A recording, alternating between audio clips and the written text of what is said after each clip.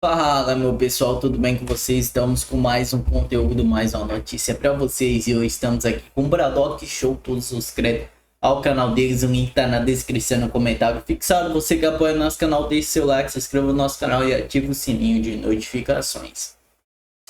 É muito importante o seu comentário, a sua opinião, que vai ajudar nossos vídeos a engajarem e chegarem para mais pessoas. E sem muitas enrolações, vamos pro vídeo. Lembrando, né, que ele é perseguido sem crime e que as condições, mesmo na Papudinha, ainda são severas para o pai dele. Então, a gente não pode perder de vista isso, né?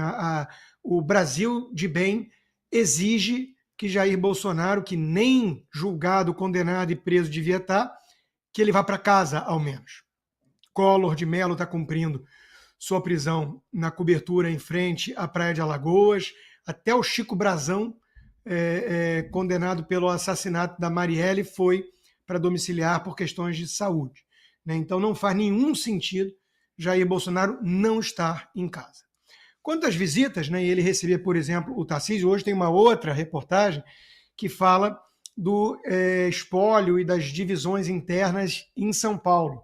Tem lá o grupo do Tarcísio, o grupo da Michelle, o grupo do Eduardo Bolsonaro, e eles estariam disputando o mesmo nicho, né? Cada um tem sua preferência por candidatos, né? Não a presidente, mas a Senado e tudo mais, e isso pode estar gerando algum atrito, e nessa reportagem constava que Bolsonaro estava meio quieto observando, mas era o fiel da balança.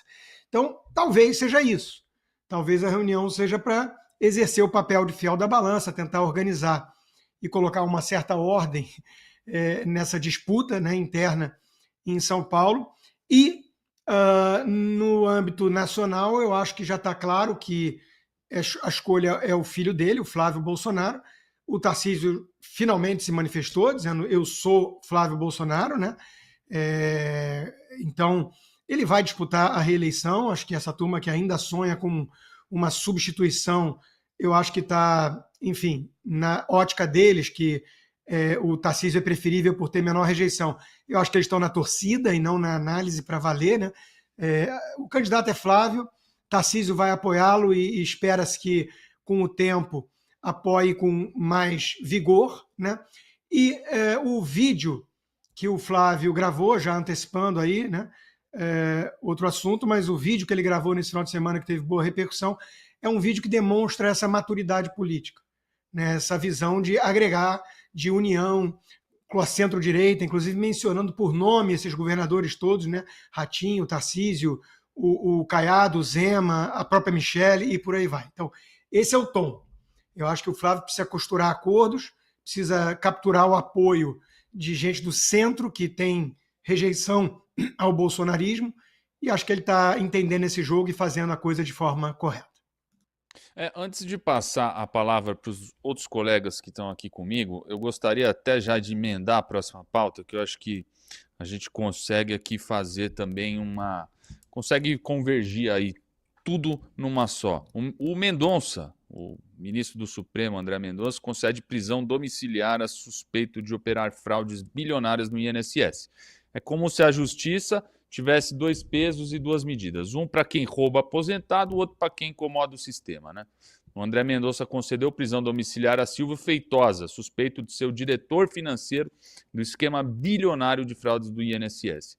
O motivo, eu pergunto para vocês, qual o motivo? Saúde.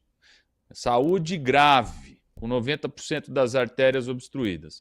Mas peraí, o Bolsonaro também tem quadro grave, sequelas da facada, crise de soluço, 70 anos, e o Gilmar negou a domiciliar por formalidade. Quem rouba bilhões de aposentado vai para casa. Quem é ex-presidente fica na cadeia. É isso, né? Juliana, esse é o Brasil de hoje, né? Que o Constantino aqui bem comentava. Preso político, né? A gente vê os dois pesos, as duas medidas, como a gente sempre traz aqui no programa. Olha, a justiça brasileira hoje em dia nos envergonha, né? Nós temos um STF totalmente aparelhado e Bolsonaro também corre risco de vida. Bolsonaro tem todos os tipos de problemas decorrente da facada e também da idade, né?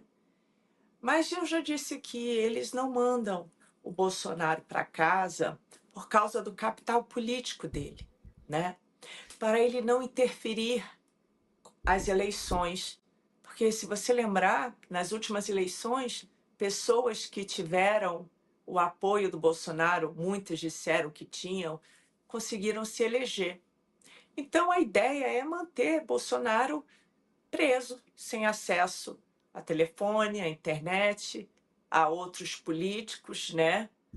E essa é a diferença. O rombo do INSS, a gente sabe que envolve totalmente esse desgoverno. Então, né, a gente vai ver, ele é amigo do pai de alguém ali. É um absurdo o que está acontecendo. Não mandaram o ministro, né? O Careca disse que não podia julgar se o Bolsonaro podia ter, né, uma prisão humanitária, passou lá para aquele outro senhor e ele disse, por uma coisa técnica, que eu ouvi advogados falando que não é verdade, que ele não poderia ir para casa. Mas isso tudo é para barrar o capital político. A gente vive num país hoje em dia que, se você é de direita, você já é considerado um criminoso. Hoje o Alexandre de Moraes mandou um traficante de crack para casa. Disse que não era bastante ele traficar crack. Então, isso aí já está a resposta que você precisa.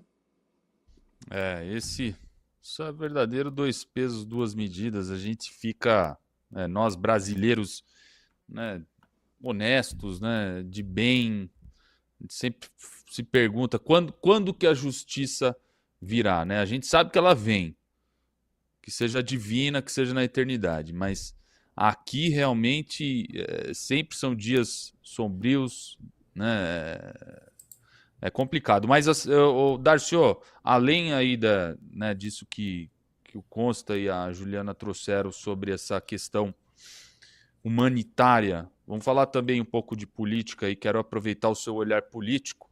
Hoje você é um homem dentro aí da política, então você consegue enxergar também com esse lugar mais analítico. Esse pedido também do Bolsonaro para que o Tarcísio e o seu cunhado vão lá visitá-lo, você entende também, assim como consta, como como arrumar a hierarquia ali do negócio?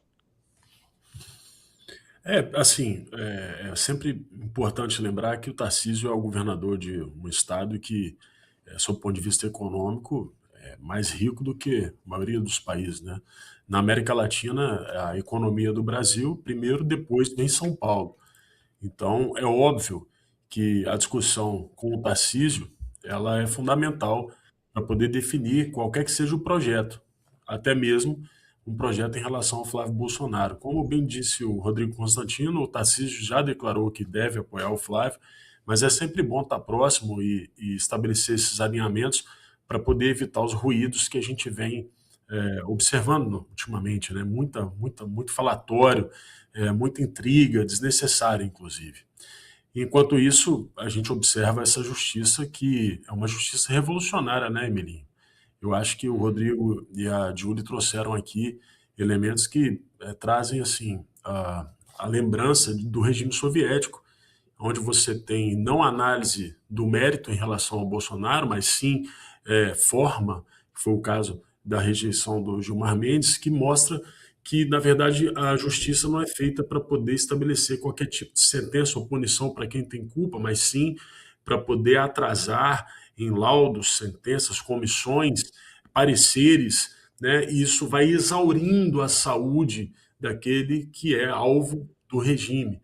Isso acontecia também na União Soviética e, obviamente, enquanto isso, a saúde da pessoa vai sendo perdida, ou seja, é a foice, o martelo e a exaustão. Quando a foice não degola, o martelo não esmaga, a exaustão sufoca. E essa seletividade de escolher alguém para poder ir para casa, ela também é parte desse processo. Veja, aqueles que fraudaram o sistema bancário, em alguma medida, são vistos como heróis revolucionários, porque eles estão atentando contra o sistema burguês, contra as leis burguesas. É importante que num programa como o nosso a gente explique isso. Essas pessoas que cometeram esses crimes contra o INSS, contra o sistema bancário, na visão revolucionária, elas não são necessariamente criminosas. Isso é assustador, eu sei que é assustador. Então parece que é uma seletividade de momento. Não, tem método. Isso que a gente está vivendo é um processo revolucionário. Enfim, é lamentável e eu espero que, de algum modo, a gente possa despertar a população em relação a isso e possa escolher outro rumo para o Brasil. Hoje, esse rumo é soviético. Isso aí. Vamos falar do Lula. Lula critica a captura de Maduro no New York Times. E Jason Miller rebate, abre aspas, patético. Lula publicou artigo no New York Times chamando a captura de Maduro de lamentável e incursão neocolonialista. Jason Miller, assessor de Trump, rebateu no Instagram. Quer saber o que é lamentável? Prender Bolsonaro, negar atendimento médico enquanto a China toma o Brasil. Junto com o texto, publicou foto ao lado de Bolsonaro e terminou com uma palavra: patético. Lula quis dar lição de moral e virou piada internacional. Ô Consta, você acha que o governo dos Estados Unidos vê o governo aqui do Brasil, vê o Lula realmente como patético, igual o Jason Miller aí disse no Instagram? Eu acho que o entorno do presidente Trump, sem dúvida, né, sabe do que se passa na América Latina. Fala, meu pessoal. Estamos aqui no Conexão Política. Estados Unidos sob alerta. Trump mira na Groenlândia e diz que não se sente mais obrigado a pensar puramente na paz. Que isso? Norte-americano alega que é preciso agir em prol no que é necessário para garantir o futuro da América. O presidente dos Estados Unidos, Donald Trump, afirma que em uma carta ao primeiro-ministro da Noruega, Jonas Beng Støre, que não se sente mais obrigado a pensar puramente na paz após não ter sido agraciado pelo Prêmio Nobel da Paz de 2025.